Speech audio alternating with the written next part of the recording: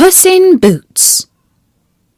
Hello, this is Natasha, and Prince Bertie the Frog thought you might like to hear a tale about a cat who was famous for being able to talk, walk on his hind legs, and play some very cunning tricks.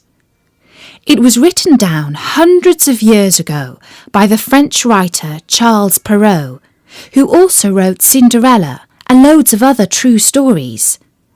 This one is called Puss in Boots.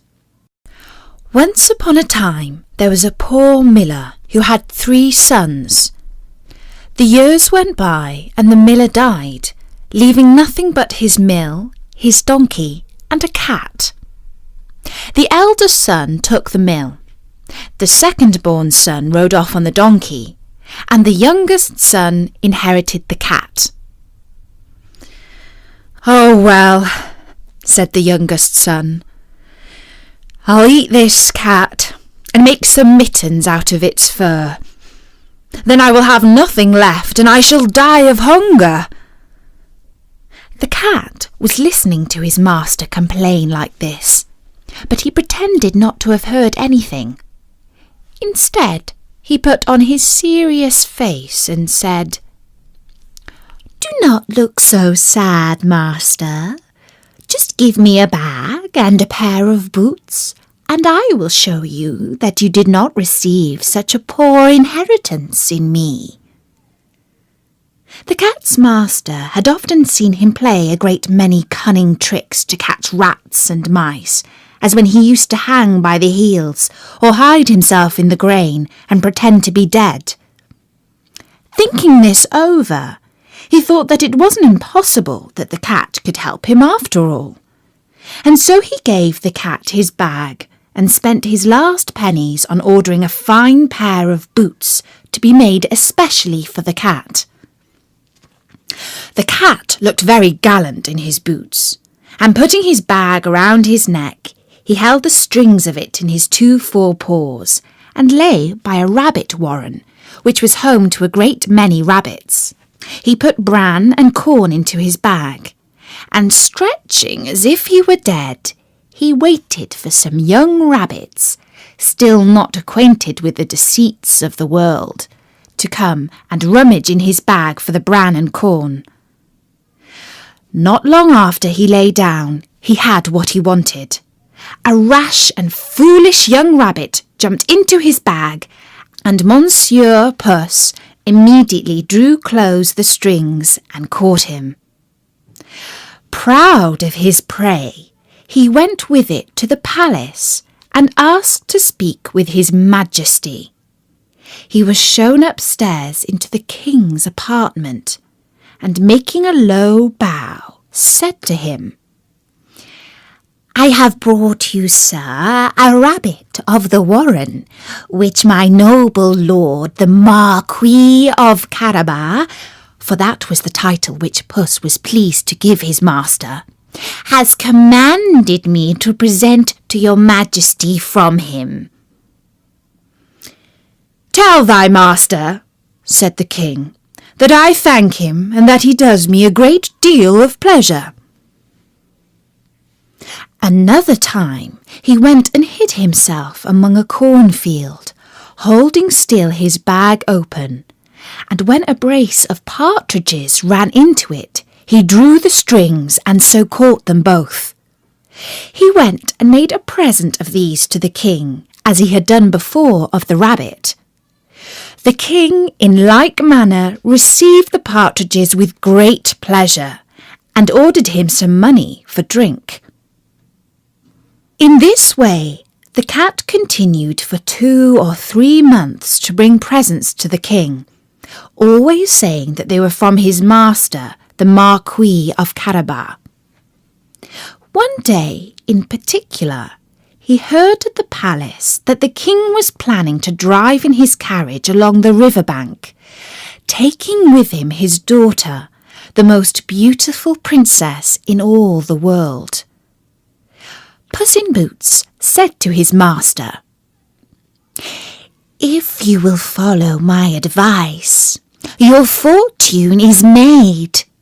You have nothing else to do but go and wash yourself in the river, in the place that I shall show you, and leave the rest to me." The miller's son did what the cat advised him to, without knowing why or wherefore. While he was washing, the king passed by, and the cat began to cry out, "Help! Help! My Lord Marquis of Carabas is going to be drowned!" At this noise, the king put his head out of the coach window, and finding it was the cat, who had so often brought him such good game, he commanded his guards to run immediately to the assistance of his lordship the Marquis of Carabas. While they were drawing the poor Marquis out of the river, the cat came up to the coach and told the king that while his master was washing, there came by some rogues who went off with his clothes, though he had cried out, "Thieves! Thieves!" several times as loud as he could.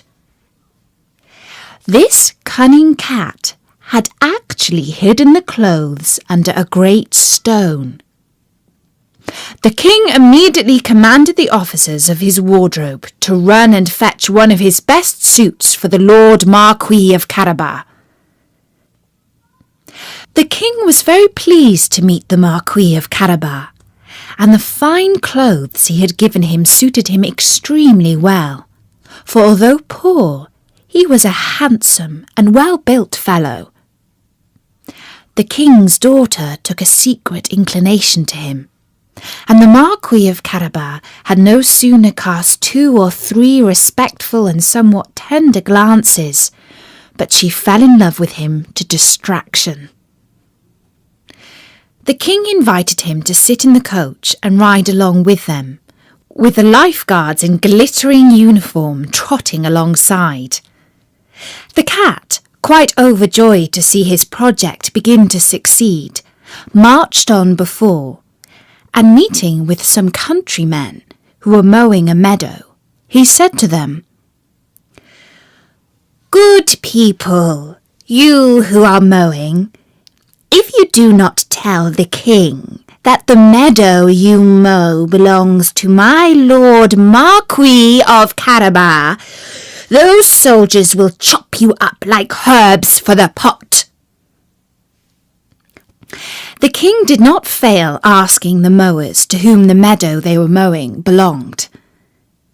"To my Lord Marquis of Carabas," answered they all together, for the cat's threats had made them terribly afraid. "You see, sir," said the Marquis, "this is a meadow which never fails to yield a plentiful harvest every year." The master cat, who went still on before, met with some reapers and said to them, "Good people, you who are reaping, if you do not tell the king that all this corn belongs to the Marquis of Carabas, you shall be chopped up like herbs for the pot." The king, who passed by a moment after, wished to know to whom all that corn, which he then saw, did belong. "To my Lord Marquis of Carabas," replied the reapers, and the king was very well pleased with it, as well as the Marquis, whom he congratulated. Then the king said, "Let us now go to your castle." The miller's son, not knowing what to reply, looked at Puss, who said, "If your majesty will wait but an hour, I will go on before and order the castle to be made ready for you." With that, she jumped away and went to the castle of a great ogre and asked to see him, saying he could not pass so near his home without having the honour of paying his respects to him. The ogre received him as civilly as an ogre could, and made him sit down. I have been assured, said the cat, that you have the gift of being able to change yourself into all sorts of creatures as you wish. You can, for example, transform yourself into a lion or elephant or the like. That is true, answered the ogre very briskly. And to convince you, you shall see me now become a lion. Puss was so terrified at the sight of a lion so near him that he immediately climbed up the curtains, not without difficulty, because his boots were no use to him for climbing. A little while after, when Puss saw that the ogre had resumed its natural form, he came down and admitted that he had been very much frightened. However, said the cat, I fear that you will not be able to save yourself even in the form of a lion, for the king is coming with his army and means to destroy you. The ogre looked out of the window and saw the king waiting outside with his soldiers and said, What shall I do? Or how shall I save myself? Puss replied, If you can change yourself into something very small, then you can hide. And in an instant, the ogre had turned himself into a mouse and began to run about across the floor. Puss no sooner saw this, but he fell upon him and ate him up.